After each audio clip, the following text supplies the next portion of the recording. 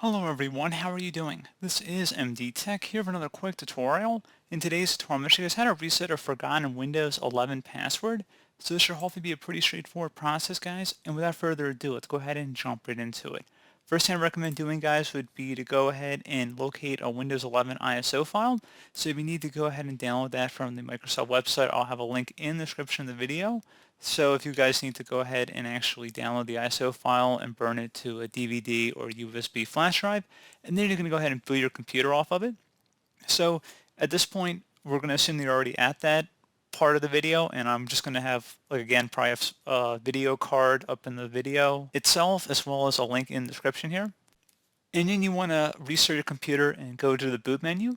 So depending on your computer manufacturer, it may be slightly different, but we're just going to go ahead and select the reset option, and then I'm going to tap the escape key in my case, but in your case it may be a slightly different function key.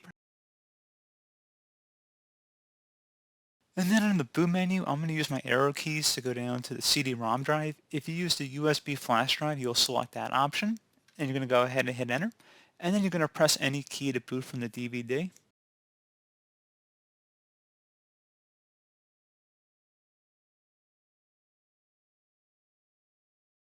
And now you're going to hold down the Shift and the F10 key on your keyboard at the same time. So again, hold down the Shift and the F10.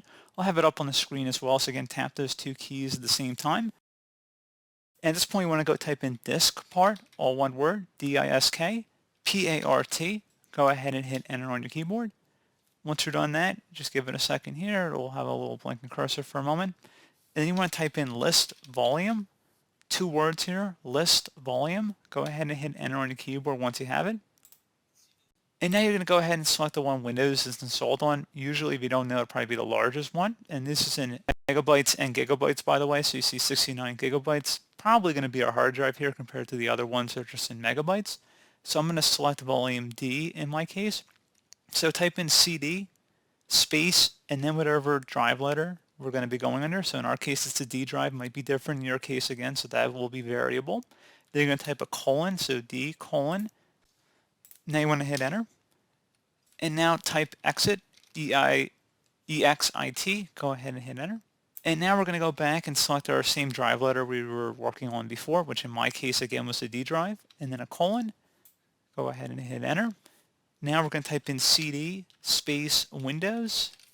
Two words here, CD, then a space Windows. Go ahead and hit enter. Now you want to type in CD space System32, like you see it on my screen. Go ahead and hit enter. Now you want to go ahead and type in copy space utilman.exe space utilman1.exe. Exactly how you see it on my screen here again, guys. If you need to pause the video or rewatch part of it, that's fine.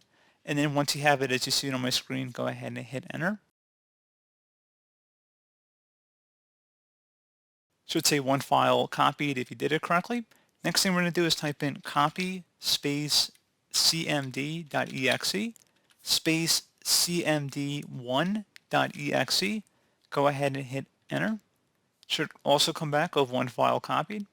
Now you want to go type in del space utilman.exe. Again, exactly how you see on my screen here. So del space utilman.exe. Go ahead and hit enter on your keyboard.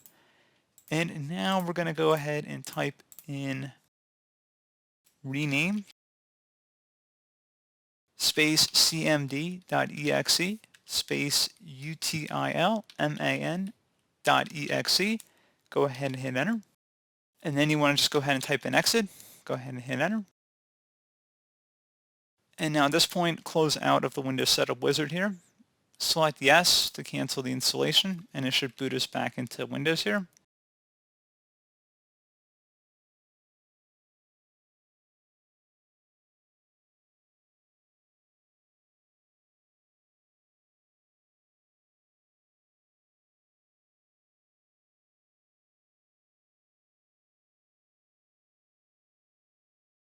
And now you want to scroll up on the lock screen here.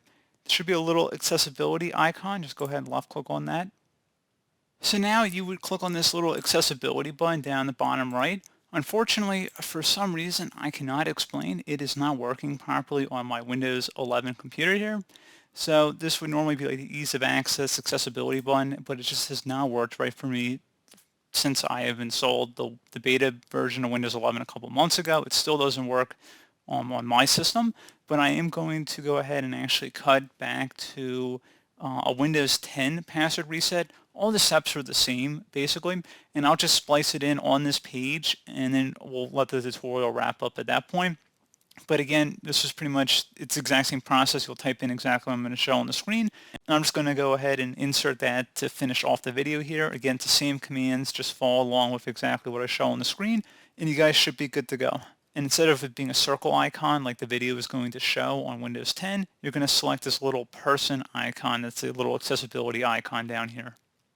When you're on a screen that appears like this, you want to go down to the ease of access icon down here where it looks like a little clock. It should be the middle icon. You want to left click on it, and now this will open up a command line window.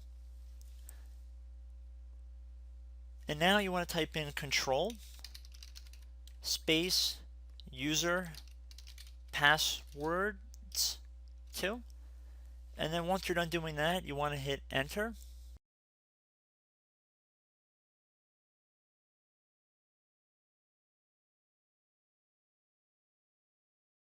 Now you want to left click on the username listed here, and then underneath password you want to left click on reset password, and there you go guys, simple as that. Enter in your new password and then confirm the new password, then click on OK, click on OK again, and then you can close out of this command line window, type in your new password, and there we go guys, the computer should log us into Windows.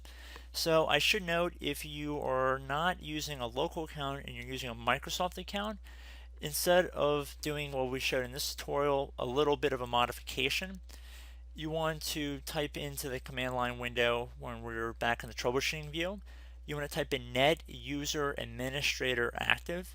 So again, net user administrator active, and then this will create an administrator account that is visible to you, and I recommend signing into that account, and then you can go in and delete the other email account if you're unable to get in. So it's pretty easy to do that, and you would be able to probably change the password of the other account once you sign in with the administrative account. So that's for the Microsoft account method. But I do hope this brief video was able to help you guys out, and as always, thank you guys for watching, and I look forward to catching you all in the next tutorial. Goodbye.